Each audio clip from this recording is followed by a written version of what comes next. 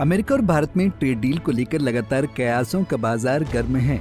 इस trade deal को लेकर व्यापारियों के मन में कई सारे सवाल उठ रहे हैं। सवाल यह है कि क्या भारत और अमेरिका में ट्रेड डील हो पाएगा?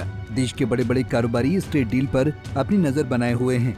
सवाल यह है, इस ट्रेड डील का पेच कहां फंस रहा है? आखिर किन कारणों से भारत और अमेरिका में ट्रेड डील नहीं हो पा रहा है? अगर ये ट्रेड डील अमेरिका के साथ नहीं हुआ तो भारत को क्या नुकसान झेलना पड़ सकता है? चलिए इस वीडियो में इन बिंदुओं पर सिलसिलेवार तरीके से समझते हैं। दरअसल भारत और अमेरिका के रिश्तों की बात करें तो बीते कुछ वर्षों में रणनीतिक साझेदारी गहराई है, लेकिन व्यापारिक संबंधों में अब भी कई खटासें बनी हुई हैं। दोनों देश चाहते हैं कि व्यापार बढ़े, लेकिन अपनी शर्तों पर। यही वजह है कि एक समग्र और पारस्परिक लाभकारी समझौते की जरूरत अब और भी अधिक महसूस की जा रही है। अमेरिकी राष्ट्रपति डोनाल्ड ट्रंप के नेतृत्व में अमेरिका ने हाल ही में भारत सहित कुछ देशों को 90 दिनों की टैरिफ छूट दी थी, जो 9 जुलाई को खत्म हो रही है। ऐसे में तारीख ट्रेड डील के संदर्भ में बेहद अहम मानी जा रही है। ट्रेड डील को लेकर भारत ने अपने रुख को स्पष्ट कर दिया है। भारत किसी भी दबाव में आकर समझौता नहीं करना चाहता। खासकर कृषि और डेयरी जैसे संवेदनशील क्षेत्रों में भारत ने अमेरिका को छूट देने से इनकार कर दिया है। भारत की यह नीति स्पष्ट है कि कोई भी व्यापार समझौता तभी स्वीकार होगा जब वो देश के व्यापक राष्ट्रीय हितों में होगा। वाणिज्य मंत्री पीयूष गोयल भी साफ कह चुके हैं कि भारत समय सीमा को ध्यान में रखकर व्यापार समझौता नहीं करता, बल्कि उसके लिए गुणवत्ता और संतुलन जरूरी है। अमेरिका चाहता है कि भारत अपने डेयरी और कृषि बाजार को खोले, जिससे अमेरिकी उत्पाद भारतीय बाजार में आसानी से प्रवेश कर सके। लेकिन भारत की चिंता अपने करोड़ों किसानों और घरेलू डेयरी उद्योगों को लेकर है। भारत ने कभी भी किसी एफटीए में डेयरी को शामिल नहीं किया है और ये नीति अब भी बरकरार है। यही वजह है कि भारत ने कृषि और डेयरी उत्पादों पर अमेरिका को रियायत देने से इनकार कर दिया है।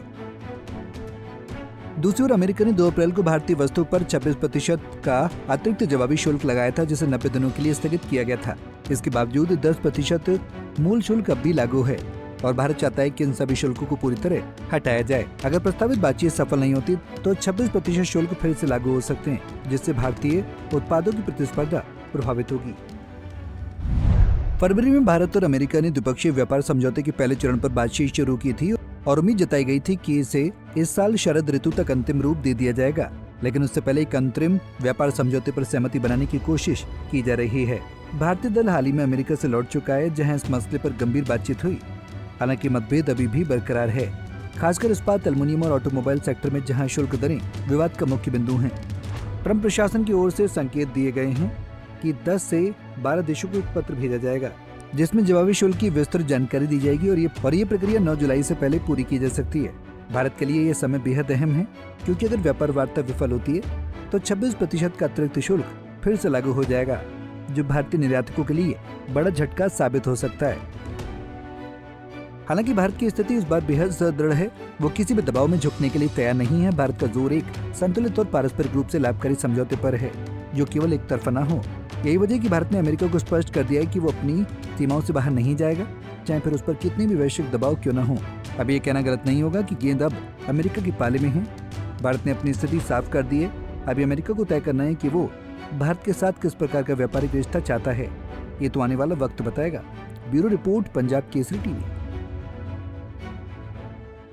हमसे जुड़े रहने के लिए हमारे YouTube चैनल को सब्सक्राइब करें और नई वीडियो की नोटिफिकेशन के लिए बेल आइकॉन को दबाएं।